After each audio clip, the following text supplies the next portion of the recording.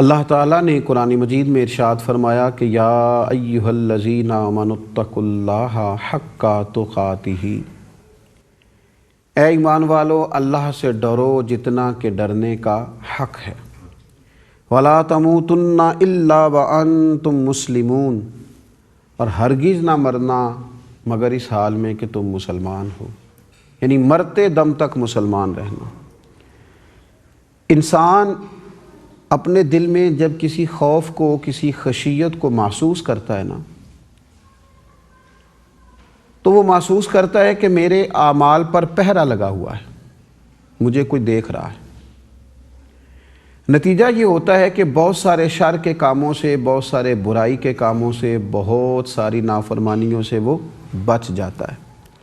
آپ دیکھ لیجئے کہ انسان کی اس کمزوری کے سبب سے پوری دنیا میں ایک رواج قائم کیا گیا اور جگہ جگہ لکھا گیا خبردار کیمرے کی آنکھ آپ کو دیکھ رہی ہے۔ یہ کیوں؟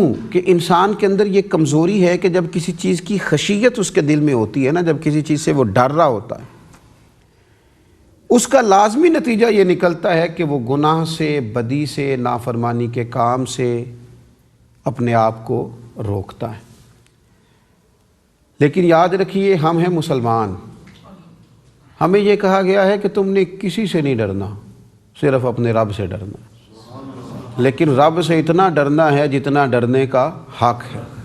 اور ہمیں یہ کہا گیا ہے کہ تم اس رب کے ماننے والے ہو جسے نہ اونگ آتی ہے نہ نیند آتی ہے، ہر وقت تمہیں دیکھتا ہے، حی ہے، قیوم ہے۔ تم اپنے دل کے اندر اپنے اس رب کی خشیت پیدا کرو، تم اپنے مالک سے ڈرو، تم ایک تصور بناؤ کہ میرا رب مجھے دیکھ رہا ہے۔ نتیجہ کیا ہوگا کہ صرف جلوت ہی نہیں، تنہائی بھی پاک ہو جائے گی۔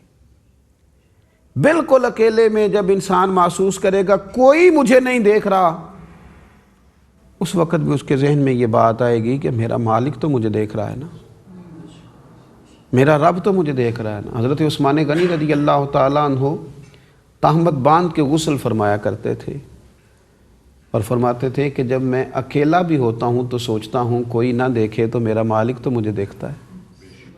تنہائی کو پاکیزہ کیا جا سکتا ہے، لیکن تصور یہ باندھا جائے کہ مجھے میرا اللہ دیکھ رہا، اور خشیت پیدا کی جائے، اپنے دل کے اندر اس کا خوف رکھا جائے، اور انسان کبھی کبھی اس خوف کو پوری طرح ملاحظہ کرے۔ اگرچہ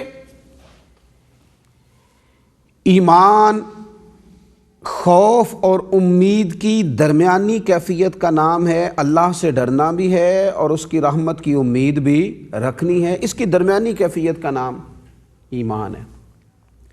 لیکن خشیت الہی اگر دل میں موجود نہ ہو، اللہ کا ڈر نہ ہو، تو بہت سارے اعمال ایسے ہیں جو انسان کر ہی نہیں سکتا، اور جو سب سے بڑی انسانی ضرورت ہے گناہ سے بچنا، وہ بندہ بچ نہیں سکتا اگر خشیت الہی موجود نہ ہو۔ تو اس خشیت کو قریب کیا جائے، اس کو پیدا کیا جائے، اپنے دل کو اچھی طرح ٹٹولا جائے کہ انسانوں کا کتنا ڈر موجود ہے، لوگوں کا کتنا ڈر موجود ہے، معاشرے سے، سوسائٹی سے، قبیلے سے، برادری سے، دوستوں سے کتنا ڈرتے ہیں۔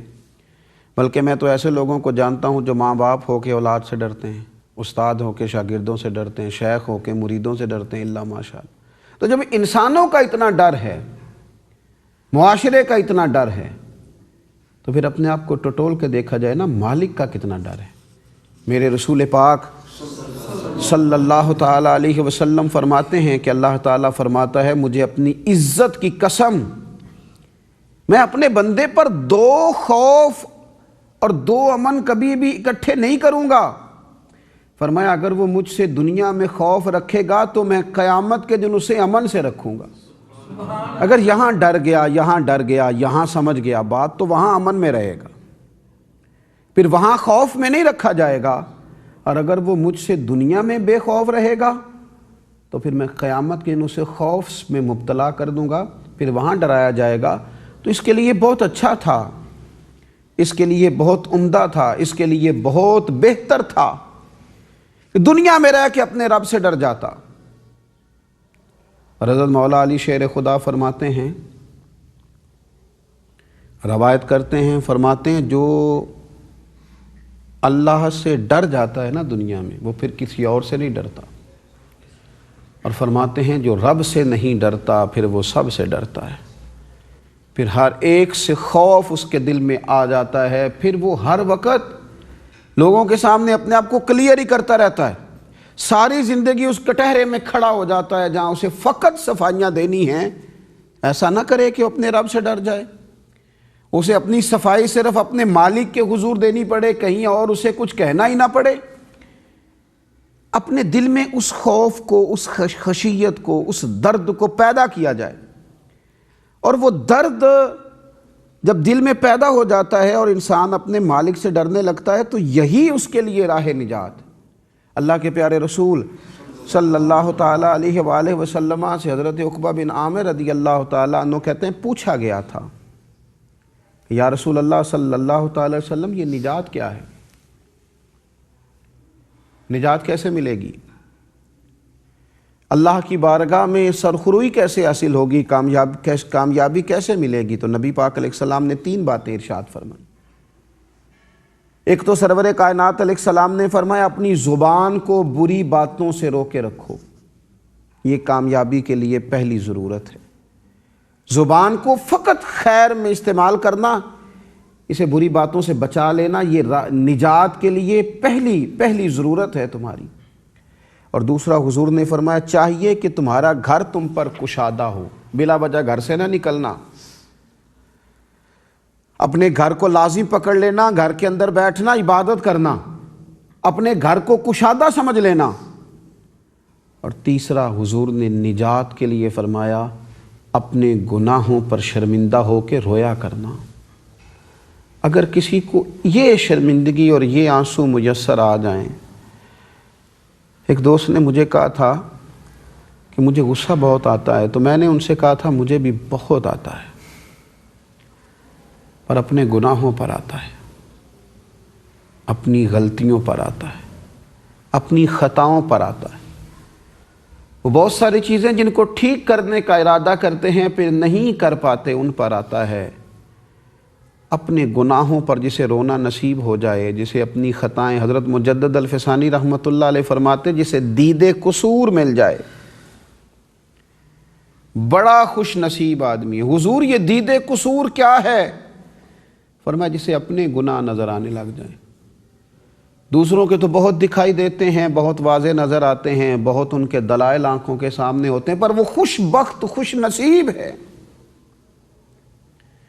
اسے اپنی غلطیاں نظر آئیں، اسے اپنے گناہ دکھائی دیں، جس کی توجہ اپنی غلطیوں کی جانب چلی جائے وہ بڑا خوش بخت آدمی۔ نبی اکرم صلی اللہ تعالیٰ علیہ وسلم نے فرمایا اپنے گناہوں پر اگر تم روتے ہو تو یہ راہ نجات ہے۔ اور کتنا رونا ہے؟ حضور علیہ الصلوۃ والسلام ارشاد فرماتے ہیں کہ اگر تمہارے آنکھوں سے اللہ کے خوف سے، رب کی خشیت سے اتنا بھی آنسو نکل آیا جتنا مکھی اور مچھر کا پر ہوتا ہے، آپ اس مثال کو سمجھیے کتنا کو بڑا پر ہوتا ہے مکھی کا، اگر ایک مکھی کے پر کے برابر تمہاری آنکھ سے وہ قطرہ نکلا آنسو کا جو فقط اللہ کے خوف سے ہو، کتنا روئے مال کے لیے، کتنا روئے لوگوں کی بے وفائی پر، کتنا روئے اولاد کے لیے، کتنا روئے اپنے دوستوں کے لیے، اتنا آنسو جتنا مچھر مکھی کا پر ہے نکلے اللہ کے خوف سے۔ تو حضور فرماتے ہیں جس طرح گائیں بھینس کے بکری کے تھنوں سے نکلا ہوا دودھ واپس تھنوں میں نہیں نہ جا سکتا، اسی طرح جو اتنا بھی اللہ کے خوف سے رو دے جتنا مکھی کا پر ہوتا ہے پھر وہ بندہ جہنم میں نہیں جا سکتا، اس کے لیے فیصلہ کرم ہو گیا۔ یہ مثال ہمیں بتاتی ہے کہ لوگ تو اتنا بھی نہیں روتے اللہ کے خوف سے جتنا مکھی کا پر ہوتا ہے، دنیا کی ضروریات کے لیے، دنیا کے بکھیڑوں کے لیے، دنیا کے نظام زندگی کے لیے تڑپ جاتے ہیں، پھوٹ پھوٹ کے روتے ہیں، کاش اس کریم کے لیے بھی آنسو۔ اچھا یہ جو خشیت ہے نا اللہ کی، یہ اللہ کے بندوں کا خاص خزانہ ہے۔ اللہ کے نیک بندے، صوفیاء کرام، اولیاء کرام، مفسرین، محدثین، ان کی زندگی کا خاص خزانہ ہے یہ خشیت الہی، خاص